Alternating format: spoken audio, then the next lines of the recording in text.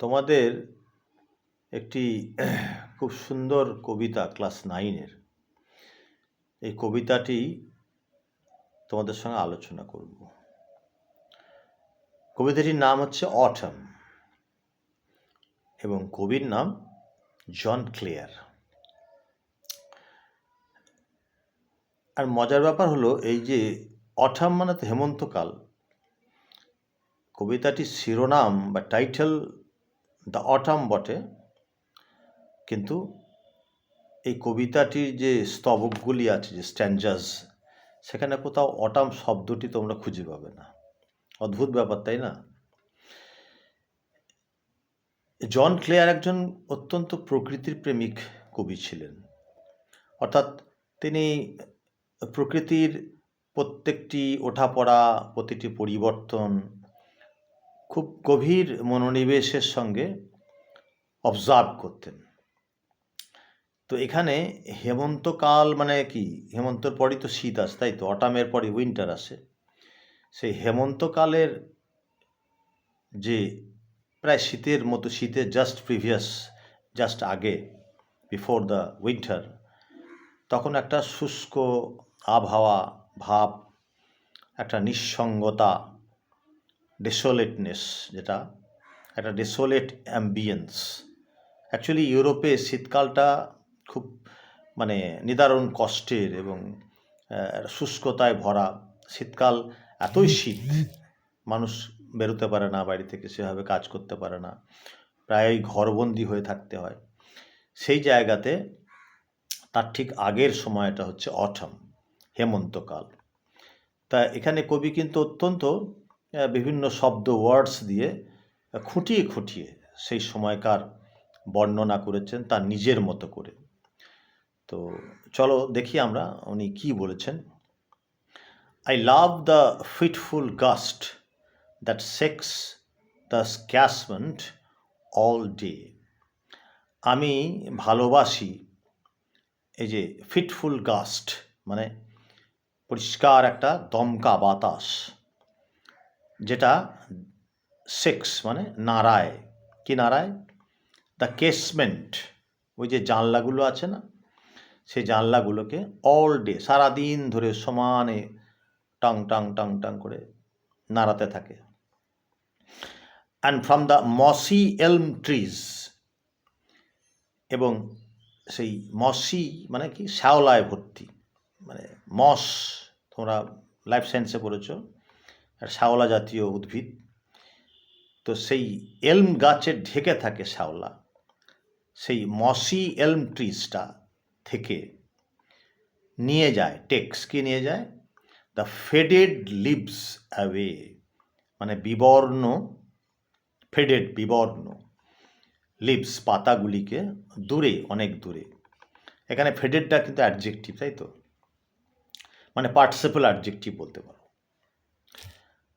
টুইরলিং them by the window pane, এবং সেগুলোকে কি করে? পাক খাওয়ায়। এই বাতাসগুলোই পাক খাওয়ায়, যে বাতাসের কথা উনি আগে বলেছেন, ফিটফুল গাস্ট। টুইরলিং মানে সেগুলোকে পাক খাওয়ায়, দেম পাতাগুলোকে কোথায়? বাই দ্য উইন্ডো পেন, কাঁচের জানলার যে সার্সি, কাঁচের পেন, তার পাশে। With thousand others down the lane, পেনের সঙ্গে লেন মেলানো হয়েছে। উইথ থাউজেন্ড আদার্স, এরকম আরও হাজার হাজার পাতা ওই এলম গাছ থেকে, সেগুলো ওই দমকা বাতাস নিয়ে চলে যায় কোথায়? ছোট্ট গলির মধ্যে দিয়ে, লেন, রাস্তায় উড়িয়ে নিয়ে যায়। I love to see the shaking twig, আমি দেখতে ভালোবাসি। শেকিং মানে কম্পমান, শেক মানে নাড়ানো, এটাও কিন্তু একটা পার্টিসিপল অ্যাডজেক্টিভ। টুইক মানে পাতা, কম্পমান পাতাগুলিকে আমি দেখতে ভালোবাসি, কবি বলছেন। Dance till the shut of eve, এবং এই কম্পমান পাতাগুলি নাচতে থাকে, মানে কখন নাচতে থাকে? Till the shut of eve, সেই সন্ধ্যা নামা পর্যন্ত। আর কি কবি দেখছেন?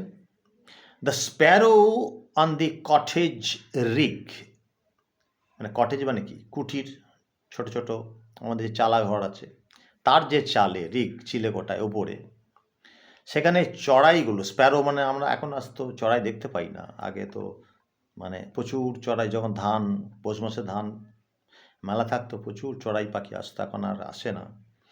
সেই চড়াই পাখিগুলোকে কি করে, সেই কুড়ে ঘরের চালের উপরে কি করে, whose chirp would make believe, যার কিচার্প মানে কি কিচকিমিচি কিচিমিচি করে না, ওটাকে চার্প বলে, যার এই কিচিরমিচির শব্দ উড মেক বিলিভ বিশ্বাস করায়। দেখো মেকটা কিন্তু পজিটিভ করার জন্যে, বিলিভ মানে বিশ্বাস করানো, মেকটা ব্যবহার করা হয়েছে পজিটিভ ফর্ম বানানোর জন্য। এই বিলিভের বিশ্বাস করায়, কি বিশ্বাস করায়, that spring was just now flitting by, যে বসন্ত এইমাত্র মানে ফ্লাটিং মানে ছলনা করা, মানে ছলনা করে চলে গেছে, এইমাত্র বসন্ত বিদায় নিয়েছে, ছলনা করে চলে গেছে না। কেন, in summer slap with flowers to lie, গ্রীষ্মের কোলে ফুলগুলিকে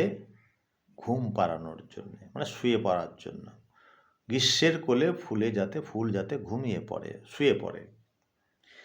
I love to see the cottage smoke, কবি আরও বলছেন, আমি ভালোবাসি দেখতে, দ্য কটেজ স্মোক, সে কুটির থেকে বেরিয়ে আসা ধোঁয়া। ইংল্যান্ডে কি হয়, চিমনি থাকে, প্রতিটা বাড়িতে চিমনি থাকে, শীতের দেশ তো, সেখানে ঘরের ভিতর যে কুকিং মানে রান্নার কাজ হয়, রান্না বান্না হয়, তার যে ধোঁয়া সেটা চিমনি থেকে বেরিয়েও যায়, তাছাড়া ঘরটা গরমও থাকে, সেজন্যে ওখানে সব একটা করে চিমনি থাকে, তো এখানে কটেজ হলেও একটা চিমনি থাকবে। I love to see the cottage smoke, আমি ভালোবাসি এই কুটিরের ধোঁয়াগুলোকে, কার্ল আপওয়ার্ডস মানে পাক খেতে খেতে, কার্ল আপওয়ার্ডস পাক খেতে খেতে উপরে উঠে যেতে দেখতে, থ্রু দ্য নেকেড ট্রিজ, সেই ন্যাড়া গাছগুলোর মধ্যে দিয়ে, নেকেড কেন, পাতা সব ঝরে যাচ্ছে, শীত তো আসছে, পাতা থাকবে না, সেই পাতা তো তোমরা শুনলে উড়িয়ে নিয়ে চলে যাচ্ছে গলির পথে, তো সেইটা কি, কার্ল আপওয়ার্ডস থ্রু এখানে প্রিপোজিশন, দ্য নেকেড ট্রিজ, সেই ন্যাড়া মানে পত্রহীন গাছগুলোর মধ্যে দিয়ে, থ্রু প্রিপোজিশনটা মানে মধ্যে দিয়ে, কোনো কিছুর মধ্যে দিয়ে, প্রিপোজিশনের ব্যবহার খুব ইম্পর্টেন্ট, মানে বাক্যগুলির অর্থটাকে সুস্পষ্ট করার জন্য, এবং to relate between the words, between the sentences. প্রিপোজিশনের ব্যবহার তোমরা গ্রামারে খুব ভালো করে পড়তে হবে তোমাদের, সঠিক জায়গা সঠিক প্রিপোজিশন না বসাতে পারলে তোমাদের যে রাইটিং, যাই লেখার কাজ, সেটা খুব ভালো হবে না, সেন্টেন্স খুব সুন্দরভাবে তৈরি হবে না। So preposition is very important. তারপর কি বলছে দেখো, দ্য পিজিয়ন্স নেসলড রাউন্ড দ্য কোর্ট, এবং পায়রাগুলো, নেসেল মানে বাসা, তো কিন্তু এখানে ভার মানে গুটি সুটি মনে বাসার মধ্যে বসে আছে, দি কোর্ট মানে তাদের যে বাসা, ছোট গোল গোল বাসা, কখন না, অল ডাল নভেম্বর ডেজ লাইক দিস, এইরকমই একটা নিরস বিবর্ণ নভেম্বর মাসে, নভেম্বর মাসটা কীরকম, শুষ্ক বিবর্ণ, ডাল মানে একদম ভালো লাগে না এরকম। আর কি দেখছেন কবি না, দ্য কক মানে মুরগি, মোড়ক, আপন দ্য ডাং মানে সেই গোবরের স্তূপ, আমরা যেখানে গোয়াল বাড়ি সেখানে দেখতে পাবো এখন গোবরের স্তূপ থাকে না সার হিসাবে, ওরকম গোবর স্তূপের ওপরে বসে আছে, ডাং হিল এবং স্তূপ যেটা, আর কি করছে, ক্রোয়িং, কক কক কক করে ডাকছে, ক্রোয়িং মানে ডাকা। The mill sails on the heath a going, mill মানে সেই ঘোড়ে যে না, এই উইন্ড মিল যেটা আর কি, যেখান থেকে বিদ্যুৎ তৈরি হয়, তো সেই উইন্ড মিলগুলো ওখানে যেহেতু প্রচুর হাওয়া বয় ইউরোপিয়ান কান্ট্রিজগুলোতে, ওই জন্য উইন্ড মিলের খুব প্রচলন আছে টু প্রডিউস এনার্জি। তো সেই উইন্ড মিল হাওয়া কলগুলো মানে কী করে, হাওয়া কলগুলো ঘুরতে থাকে, হাওয়া কলের যেগুলো ঘুরতে থাকে একটা কোথায়, নিচের প্রান্তরে মাঠে, সেখানে ঘুরতে থাকে। The feather from the raven's breast, raven মানে হচ্ছে মোটা দার কাক, যেগুলো খুব কালো কালো আছে না, দু রকমের আছে, যেগুলো খুব মোটা মোটা, সেগুলো হচ্ছে র্যাভেন্স ব্রেস্ট, সেই মোটা কাকের বুক থেকে যে পালক, সেগুলো ঝরে পড়ে। কোথায় ঝরে পড়ে? ফলস, ঝরে পড়ে অন দি স্টাবললি। স্টাবল মানে ধান কেটে নেওয়ার পর তোমরা দেখেছো তো, যে ন্যাড়া যেগুলো হয় নিচে গোড়াগুলো, ওগুলো হচ্ছে স্টাবল। লি মানে তৃণভূমি, মিডো। তার মানে ন্যাড়া, শস্য কাটার পর যে ন্যাড়া তৃণভূমি আছে সেখানে ঝরে পড়ে। কি ঝরে পড়ে? র্যাভেন্স ব্রেস্ট থেকে ঝরে পড়ে কি? তাদের ফিদার, পালকগুলো, তাই তো। The acorns near the old crow's nest. Acorns তোমরা এই আগেও পড়েছো। অ্যাকর্নস মানে ওক গাছের যে ফল এ সময় পেকে যায়, হ্যাঁ, সেগুলো পড়ে নেয়ার দি কোথায়? না, ওল্ড ক্রোজ নেস্ট, বৃদ্ধ কাকের যে বাসা তার পাশে ফল সেগুলো পড়ে। প্যাটারিং, টুপটাপ টুপটাপ শব্দ করতে হবে। প্যাটারিং এখানে দেখো পার্টিসিপল, নন ফাইনাইট ভার্ব। এই non finite participle gerund use করলে সেন্টেন্স খুব সুন্দর হয়। আর এই বড় বড় লেখক বা কবির রচনা থেকে তো আমরা এগুলো শিখতে পারি কীভাবে সেগুলো ব্যবহার হচ্ছে। ওই জন্যে টেক্সট বই পড়া মানে কি শুধু মানে পড়া না, খুঁটিয়ে খুঁটিয়ে পড়লে যে গ্রামাটিক্যাল কনস্ট্রাকশন, সেন্টেন্স যে কনস্ট্রাকশন, খুব সুন্দর সুন্দর ডেভেলপড কনস্ট্রাকশন, এগুলো আমরা শিখতেও পারি। ওই জন্য টেক্সট পড়াটা জরুরি বিভিন্ন কারণে। এক তো তুমি প্রশ্নের উত্তর সঠিক দেবে, এটা একটা কারণ। ভোকাবুলারি, ওয়ার্ড মিনিং এগুলো জানবে, এটা একটা কারণ।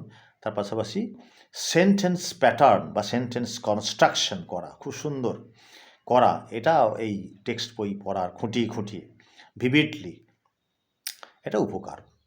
তো এখানে কি বলছে? ফল প্যাটারিং, টুপটাপ টুপটাপ শব্দ করছে, ফল ডাউন পড়ছে সে গাছ থেকে। কি না? অ্যাকর্নস, ওই ওক গাছের ফলগুলো।